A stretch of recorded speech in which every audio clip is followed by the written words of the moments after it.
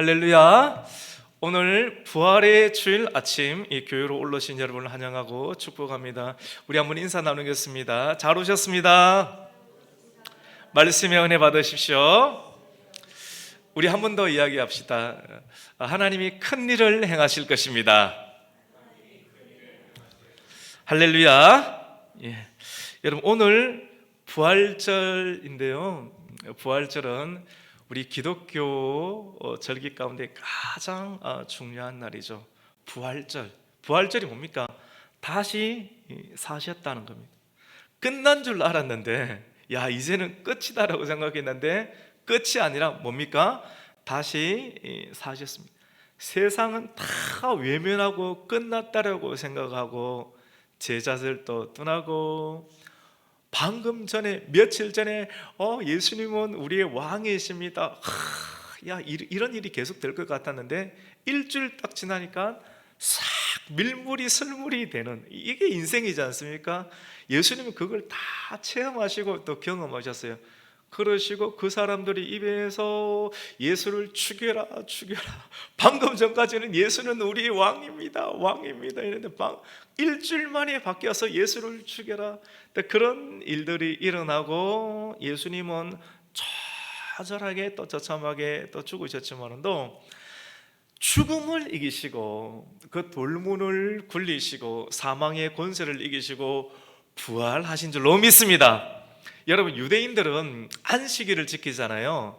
안식일은 금요일 오후부터 토요일 오후까지거든요. 이렇게 이스라엘 사람들은 저녁이 되고 아침이 되는 하루의 개념을, 우리는 아침 새벽부터 그 다음까지라고 생각을 하는데 그 유대 사람들은 저녁부터 그 다음은 저녁이거든요.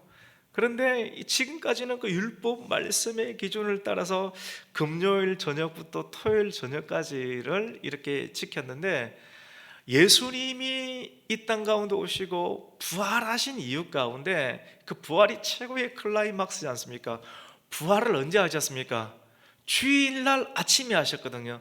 그때부터 기독교는 예수교지 않습니까? 그 예수를 믿는 신앙의 제자들은 그때부터 토요일을 안식일로 지키지 않고 진정한 안식일을 언제부터 지킵니까? 이 주일을 지키게 됩니다. 그래서 주일을 왜 그래 지켜야 됩니까? 지키는 이유, 주일날 와야지, 사람이 와야지, 이런 사람이 눈에 보기 좋은 그것이 아니라, 주일날 여러분 일주일 동안 살아가면서 슬픔, 걱정, 염려 매일매일 하게 되면서 지치는데 주일날 하면서 다시 사셨습니다. 다시 일어나셨습니다. 그 부활의 영성으로 주님과의 관계가 회복되는 그날이 언제입니까? 바로 주일입니다. 그래서 우리는 주일을 지키게 되고, 주일은 부활하신 날, 그리고 주일은 성령을 이 땅 가운데 보내신 날이 바로 주일날이 되는 것입니다.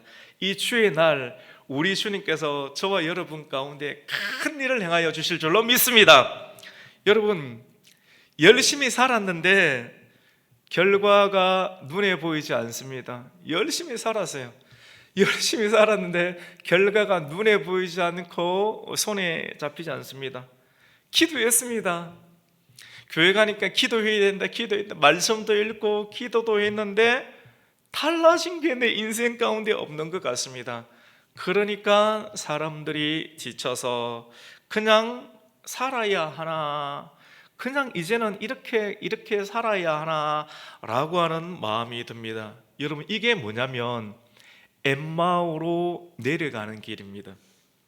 우리는 부활을 믿는다라고 말하지만도 실제는 이제는 끝났다, 그냥 이대로 사는 거지, 어쩔 수 없어, 그냥 사는 거야.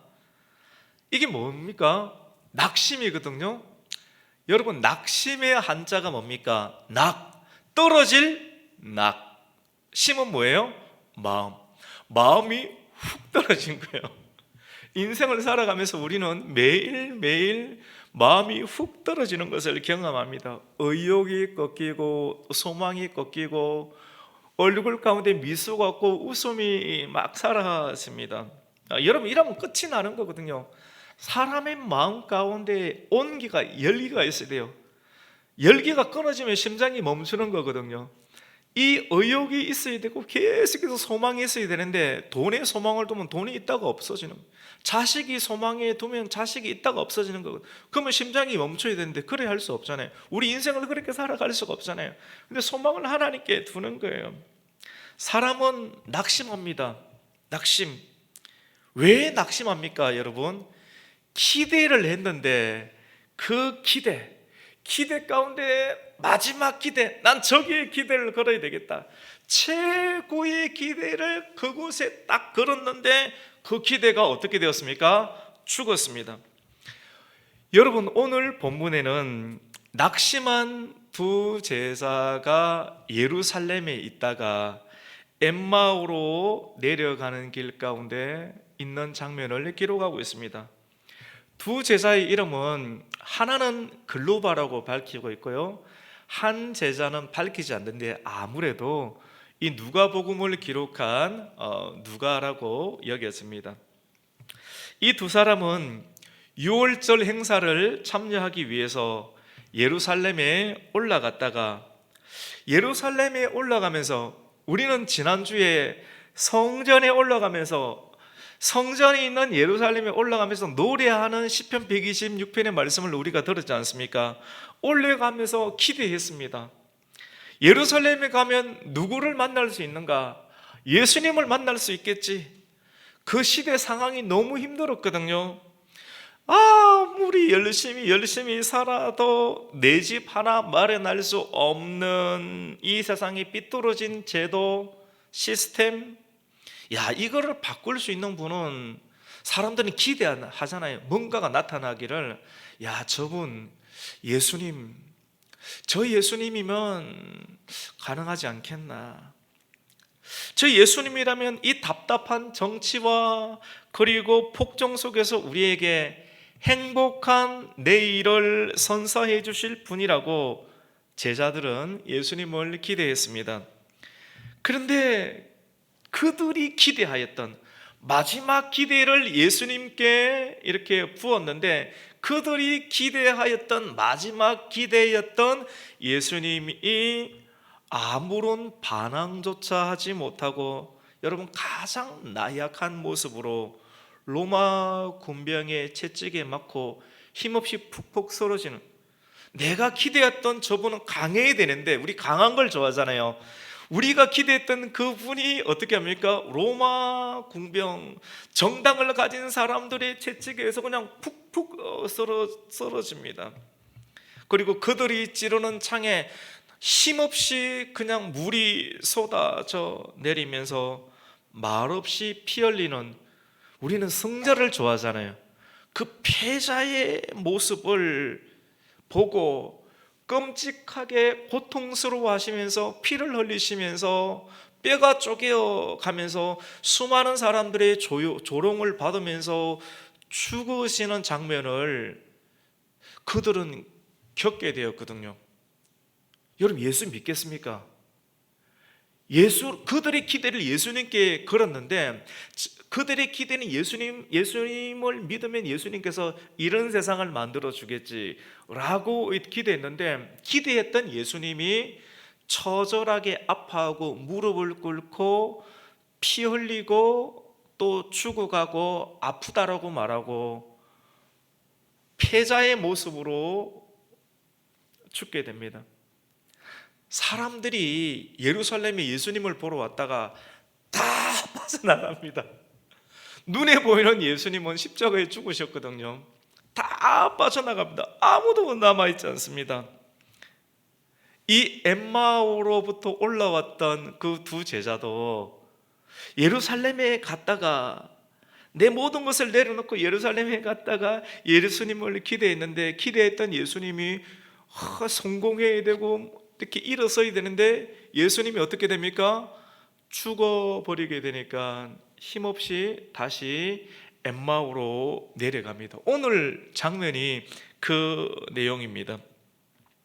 그들은 대화를 나누면서 길을 떠났습니다. 예수님께서 죽으신 지 3일째가 되었거든요. 3일째가 되니까 얼굴 가운데 기쁨이 있습니까? 여러분, 옆에 있는 분들 얼굴 한번 보세요. 여러분, 슬픔이 있습니까? 기쁨이 있습니까? 여러분, 왜 슬픈 표정을 지으세요? 무엇을 기대하십니까, 여러분? 왜 슬퍼하세요? 누구를 믿고 있습니까? 우리는 지금 체험하고 있는 거예요. 여러분, 교회 오면서 뭘 기대하고 있습니까? 기대하고 있는 그것이 여러분에게 기쁨을 줍니까? 오히려 우리에게는 기회예요. 내 신앙을 업그레이드 할 수 있는, 진짜 바꿀 수 있는, 진짜 본어게인 할 수 있는 진짜 기회를 우리 예수님께서는 주시는 거예요. 예수님을 따라갔던 그 제자들도 예수님께서 죽으시고 사람들이 다 흩어지니까 슬픈 빛을 하면서 예루살렘에 예수님이 있으라고 했는데 예루살렘에 있지 못하고 어디로 내려갑니까? 엠마오로 내려갑니다.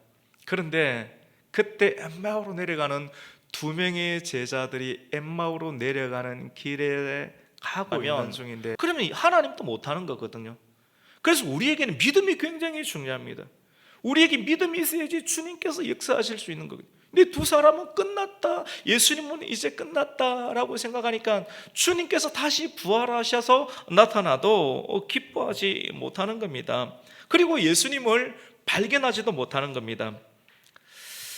성경은 이것을 두고 눈이 가리어졌다라고 말씀을 합니다. 우리 오늘 누가복음 24장 15절과 16절의 말씀을 함께 읽습니다. 시작. 그들이 서로 이야기하며 문의할 때 예수께서 가까이 이르러 그들과 동행하시나 그들의 눈이 가리어서 그인 줄 알아보지 못하거나. 눈이 가려져 있어요. 지금 눈이 가려져 있으니까 예수님이 빛으로, 그리고 우리와 함께하고 있는데도 불구하고 사람은 슬퍼하고 우울해하고 있습니다. 여러분, 주님은 우리와 함께하고 계십니다. 여러분 믿으십니까? 믿는 사람이 없는 것 같네요. 제가 보기에는 안 믿는 것 같아요. 사람에게 많으면 예수님이 있다고 믿을 겁니까? 이게 믿음이 이게 만들어지는 게 진짜 쉬운 게 아니에요. 그래서 성공하고 잘 되면 믿음이 만들어지는 게 아닙니다. 그러면 믿음이 만들어질 것 같죠? 믿음으로 우리가 구원을 받는다 하는데 조금만 하나님이 빼버리세요.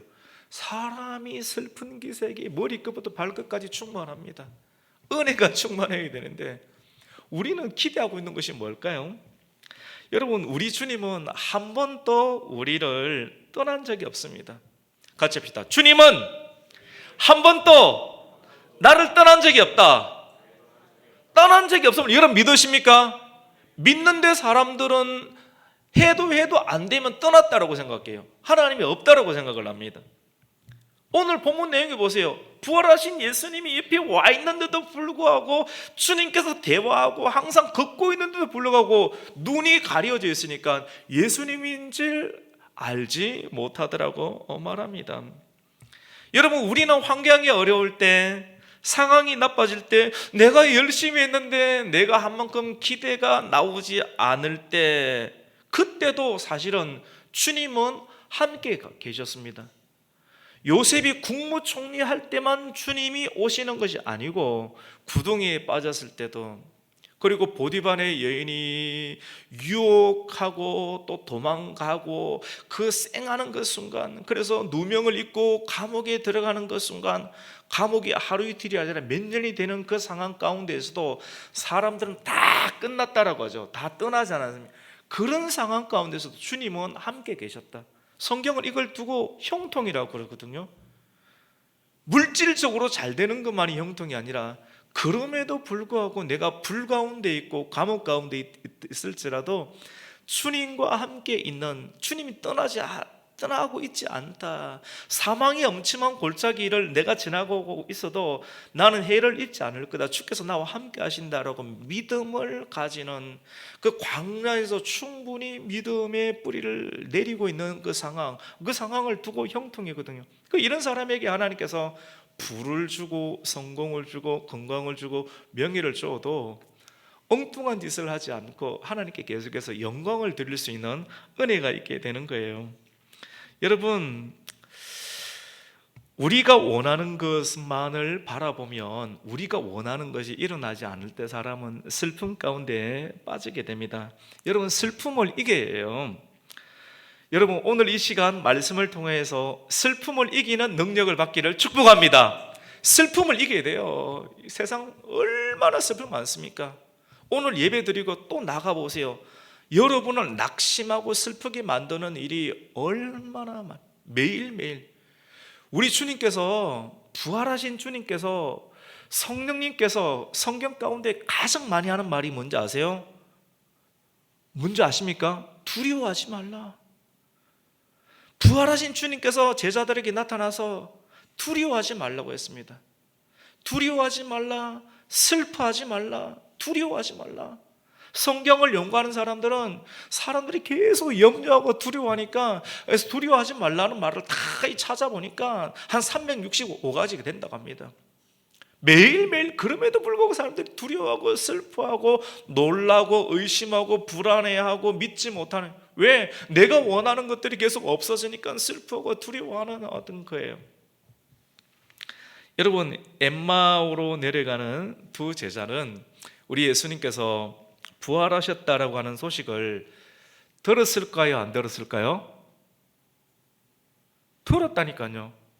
알고 있는데도 불구하고, 분명히 예루살렘에서 예수님께서 다시 부활하셨다라고 하는 소식을 들었는데도 불구하고 제대로 알아보지도 않고 확인해 보지도 않고, 그냥 내가 본 것은 예수님께서 죽은 상황이니까 그걸 그대로 믿는 거예요. 그리고 예루살렘을 떠납니다. 여러분, 왜 사람이 슬퍼하는지 아세요? 왜 사람이 우울하고 슬퍼하는가? 성도가 머물러야 할 자리가 있어요. 그리고 지켜내야 될 자리가 있거든요. 지켜내야 될 자리, 머물러야 될 그 자리를 여러분 떠나잖아요. 어떤 식이든지. 떠나면 기쁠 것 같죠? 오히려 슬퍼요. 사랑하는 성도 여러분, 여러분이 반드시 있어야 될 그 자리가 있습니다. 그 자리를 떠나지 마세요.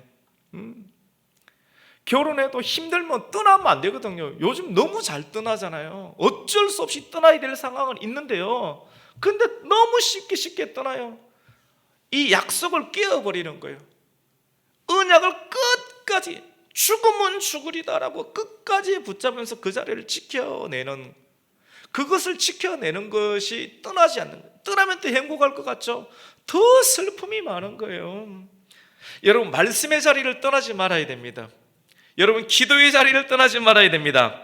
여러분, 사명의 자리를 떠나지 말아야 됩니다. 여러분, 정의의 자리를 떠나지 말아야 됩니다. 할렐루야. 여러분, 힘들어도 감정을 이겨야 돼요. 그 신앙은 어떻게 보면 감정을 이기는 능력이 바로 신앙입니다. 감정을 이기고 믿음으로 그 자리를 지켜내야지 슬픔에 빠지지 않게 됩니다. 여러분, 부활하신 예수님께서는 엠마오로 가는 두 제자에게 나타나셔서 그들이 서로 주고받고 있는 대화와 이야기에 참여합니다. 예수님께서 이렇게 질문합니다. 당신들은 길을 가면서 무슨 이야기를 그토록 열심히 하나요? 예수님이 사람으로 나타나셔가지고요, 어차피 처음부터 사람으로 오셨잖아요. 인자잖아요. 그 인자 대신에 예수님께서 사람들이 대박 슬픔 가운데 푹 처져서 걸어가고 있는 두 사람에게 다가가서 당신들은 무슨 이야기를 그토록 열심히 합니까? 그 중에 두 제자 중에 한 사람 글로바가 예수님께 이렇게 이야기를 합니다. 당신은 며칠 전 예루살렘에서 있었던 사실을 모른다는 말입니까? 나사렛 예수에 관한 내용이에요. 예수님은 말과 일에 대해서 서기관과 다른 바리새인들과는 차원이 다른 능력이 있었고요, 하나님과 수많은 백성들 앞에 축복받는 하나님의 선지자였습니다. 그런데 대제사장과 지도자들이 그분을 넘겨주고요, 사형에 처하게 했습니다. 그리고 십자가에 못 박았습니다. 우리는 그분이야말로 우리 이스라엘을 속량해 줄 분, 이스라엘을 구원해 줄 분이라고 생각을 했습니다. 그런데 그분이 죽었습니다. 죽은 지 지금 3일째가 됩니다. 그런데 우리들이라는 건 제자들이거든요. 제자들 중에 어떤 여자들이 깜짝 놀랄 만한 일들을 우리에게 이야기를 했는데, 여인들이 새벽에 예수님의 무덤을 찾아갔는데 무덤 속에 가보니까 예수님의 시신은 보이지 않고 예수님께서 다시 살아나셨다라고 하는 천사들의 이야기를 들었다고 합니다. 그 이야기를 듣고 우리 제자들 중에 두어 명이 무덤 속에 가보았지만도 그 여자의 말대로 무덤은 비어 있었지만 예수님은 발견하지 못했습니다. 이렇게 이야기를 합니다. 그때 예수님께서 두 제자를 향해서 이렇게 말합니다. 당신들은 마음이 무딘 사람이군요. 어째서 당신들은 선지자들이 했던 그 말을 믿지 않습니까? 당신들은 그리스도가 이런 고난을 받고 고난을 받은 이유 가운데 자기의 영광에 들어가야 한다는 걸 알지 못합니까? 라고 크게 외쳤습니다. 이렇게 이야기를 하고 난 이유 가운데 그 사람 깜짝 놀랄 것 아니에요? 예수님께서는 성경에 보면 모세의 책, 모세가 기록한 창세기로부터 신명기까지 모세 오경과 선지자의 글에 나타난 예수님을 언급하는 모든 구절들을 짚어주면서 자세히 설명을 했습니다. 이렇게 두 제자와 함께 예수님은 동행하시면서 성경 말씀 속에 나타난 성경의 구절들을 풀어주실 때 예언된 그 메시아가 고난을 받고 다시 살아나는 성경의 말씀을 듣게 되었을 때, 예수님을 통해서 말씀을 듣게 됐을 때 그들이 마음이 뜨거워졌다라고 말합니다. 우리 오늘 32절 말씀을 함께 읽겠습니다. 시작. 그들이 서로 말하되 길에서 우리에게 말씀하시고 우리에게 성경을 풀어주실 때 우리 속에서 마음이 뜨겁지 아니하더냐 하고. 여러분, 마음이 뜨거워진다라고 하는 것은 마음이 불탄다는 겁니다. 실망하고 슬퍼하고 마음이 우울했는데 부활하신 예수님께서 나타났는데도 예수님이 안 보이는, 기쁨이 왔는데 기쁨이 안 보이는 거예요. 근데 그 기쁨이 뭐랍니까? 기적을 베풀었습니까? 어차피 예수님이 기쁨인데, 예수님 자체가 기적인데 예수님을 기적으로 안 여기잖아요, 사람들이. 근데 그분께서 인자 되시는 그 예수님께서 성경을 통하여서 모세 오경과 선지자의 글에 나타난 메시아가 이 땅 가운데 오셔서 고난을 받은 이유 가운데 영광에 들어가는 그 성경의 구절들을 짚어주시고 풀어주시고 말씀을 강론할 때 사람들의 마음이 어떻게 됐습니까? 뜨거워졌습니다. 저는 이 아침 가운데 이 예배를 드리면서 말씀을 들으면서 여러분들의 마음이 뜨거워지기를 축원합니다. 뜨거워져야 됩니다. 슬픔에 잠겼는데, 슬픔에 잠겨서 아멘도 안 나오고 인상은 쓰고 있는데, 그런데 말씀을 계속 들으면서 그 제자들이 얼마나 믿음 좋은 제자들인지 아십니까? 그런데 예수님이 끝났잖아. 끝났는데 우리가 뭘 어떻게 하냐 이거지. 그런데 끝난 줄 아는데 주님께서는 큰 일을 행하셨고 3일 만에 부활하셨고 바로 옆에 계신데도 인지를 못해요. 눈이 뭐가 가려져 있습니까? 눈이 가려져 있으니까. 그런데도 불구하고 주님께서는 끈질기게 그들에게 성경을 강론해 주시는 거예요. 모세의 책 속에서 이사야 선지자 53장의 내용이 스가랴서 9장의 말씀 가운데서 계속해서 예수님께서 말씀을 해주니까 그 말씀을 들으면서 눈이 열리고 갑자기 마음이 막 뜨거워지기 시작했던 것입니다. 여러분, 마음이 뜨거워지면 새 힘을 얻습니다. 여러분, 운동하면 좋잖아요. 사람이 처질 때 운동하라고 하잖아요. 운동하면 지방을 태우고 몸은 뜨거워지고 심장은 뜨거워지지만도 슬픔을 몰아내고 마음을, 영혼을 뜨겁게 할 수는 없습니다. 오직 우리의 영혼이 뜨거워지기 위해서는 부활의 신앙, 그리고 말씀을 통해서 들어오고 성경이 열리게 될 때 마음이 뜨거워지게 되고 슬픔을 이기게 되는 것입니다. 오늘 우리 가곡교 성도들은 부활의 신앙으로 이 시대의 슬픔을 이기고 다시 마음이 뜨거워져야 됩니다. 뜨거워진 이유 가운데 변화가 일어납니다. 같이 봅시다. 변화가 일어납니다. 그 사람의 발걸음이 있잖아요. 나는 엠마오로 내려가야 되겠다. 오늘 성경의 본문이 엠마오로, 예루살렘에서 엠마오로 내려가고 있거든요. 내려가는 인생, 인생의 슬픔의 하얀 길에 있던 사람이 하얀 길 가운데 찾아오셨던 부활하신 예수님의 동행, 그리고 동행 이유 가운데 성경을 풀어주시는 내용을 통해서 갑자기 마음이 뜨거워지게 되니까 하얀 길이 변화해서 다시 어떻게 됐냐면 다시 예루살렘으로 올라가는 상향길, 인생의 상향길이 되었습니다. 여러분, 부활의 주님을 보기 전에는 발걸음이 무겁고 슬픔이 많은 엠마오로 내려가는 거예요. 목사님, 해도 안 돼요. 기도해도 안 돼요. 저는 지쳤어요. 저 이제 건들지 마세요. 저는 다 포기할 거예요. 사람이 어찌할 수가 없습니다. 사람이 지금 이 시대에 수많은 영혼들이 아픔 가운데 있고 슬픔 가운데 있고 좌절 가운데 있습니다. 성경은 그 사람들을 지적하거나 책망하지 않습니다. 주님께서는 우리의 연약함을 알고 계시거든요.